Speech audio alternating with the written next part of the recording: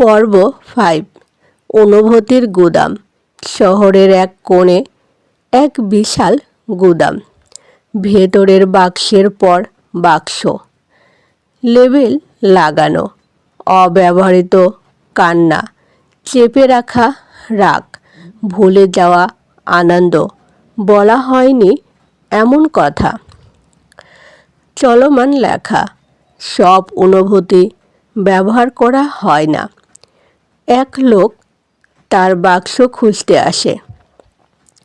Label ছোটবেলার ভয়। সে খুলে দেখে ভেতরে একটা ছোট ছেলে কুঁকড়ে বসে আছে।